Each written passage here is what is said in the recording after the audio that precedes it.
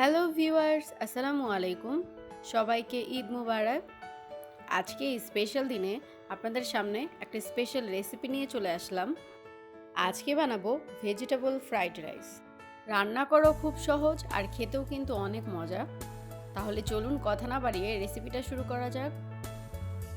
আমি এখানে একটা প্যানের মধ্যে পর্যাপ্ত পরিমাণ পানি দিয়ে তার মধ্যে দিয়ে দিলাম 1 টেবিল চামচ লবণ আর 1 চা চামচের মতো সয়াবিন তেল। এই তেল দেওয়ার কারণে ভাত অনেকটা ঝরঝরে হবে। আর এখানে দিয়ে দিলাম 500 গ্রাম পোলাওয়ের চাল। এখন আমি এই চালটাকে 4-5 মিনিটের মতো রান্না করব।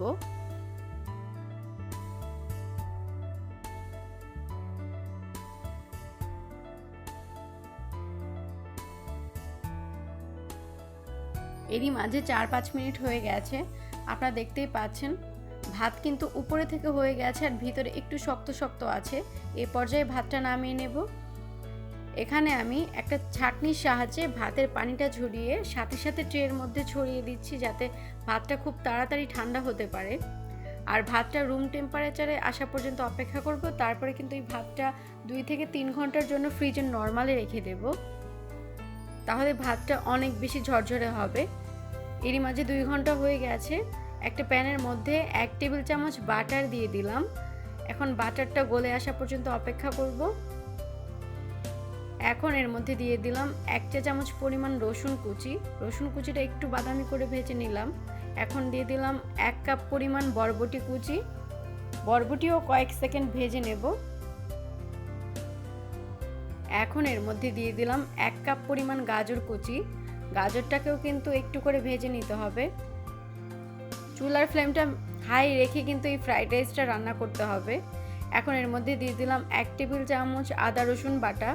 এই আদা রসুন বাটার সাথে কিন্তু এই সবজিগুলো ভেজে নিতে হবে, তাহলে আদা রসুনের কাঁচা গন্ধটাও চলে যাবে। এখন দিয়ে দিলাম 1 কাপ পরিমাণ ক্যাপসিকাম। এই ক্যাপসিকামটা দিয়েও কিন্তু খুব ভালোভাবে ভেজে নিতে হবে।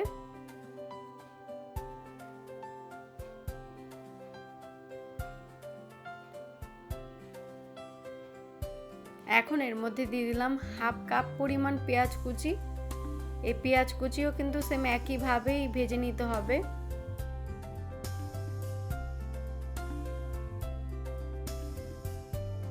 এখন এর মধ্যে দিয়ে দিলাম 4-5টা কাঁচামরিচ। কাঁচামরিচের পরিমাণটা আপনারা বাড়িয়ে বা কমিয়ে দিতে পারেন আপনাদের টেস্ট অনুযায়ী।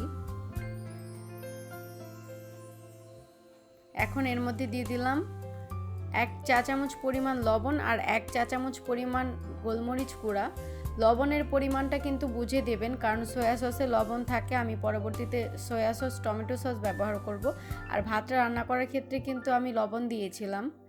এখন এর মধ্যে ডিম দেব, তাই আমি 3টা ডিম নিয়েছি আর একটু পরিমাণ লবণ দিয়ে খুব ভালোভাবে ডিমটা মিশিয়ে নিচ্ছি। এখন সবজিগুলো এক সাইডে সরিয়ে নিচ্ছি, দেখতেই পাচ্ছেন। এখন এর মধ্যে ডিমটা দিয়ে দেব। ডিম দিয়ে কিন্তু সাথে সাথে নাড়া যাবে না। ডিমটা একটু শক্ত হলে তারপরে কিন্তু ডিমগুলো স্ক্রাম্বল করে নিতে হবে। আপনারা দেখে অবশ্য বুঝতেই পারছেন আমি এই কাজটা কিভাবে করছি।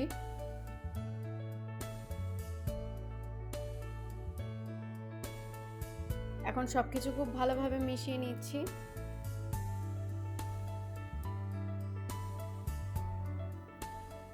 এখন এর মধ্যে দিয়ে দিব 1 টেবিল চামচ সয়া সস আর 1 টেবিল চামচ টমেটো সস। এই সসগুলো খুব ভালোভাবে এই সবজির সাথে মিশিয়ে নিচ্ছি।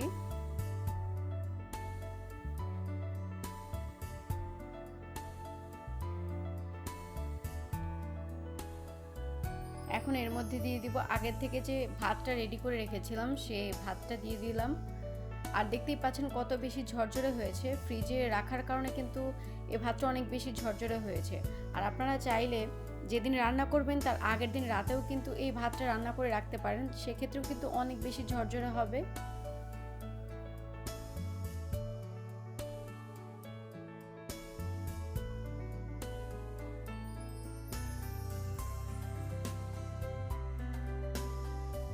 এখন এর মধ্যে দিয়ে দিব সামান্য পরিমাণ টেস্টিং সল্ট। চাইনিজ যে কোনো রান্নার ক্ষেত্রে কিন্তু সামান্য পরিমাণ টেস্টিং সল্ট ব্যবহার করে থাকে। আর এখন দিয়ে দিলাম 1 চা চামচ পরিমাণ চিনি, আর চিনিটা দিয়েও খুব ভালোভাবে মিশিয়ে নেব।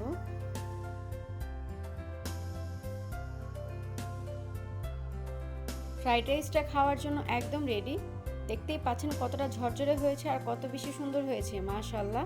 খেতেও কিন্তু অনেক মজা হয়েছে। আমি আশা করি আমার এই রেসিপি আপনাদের কাছে ভালো লেগেছে। ভালো লাগলে অবশ্যই লাইক দিবেন আর আমার চ্যানেলটা সাবস্ক্রাইব করতে ভুলবেন না। সবাই ভালো থাকবেন। আল্লাহ হাফেজ।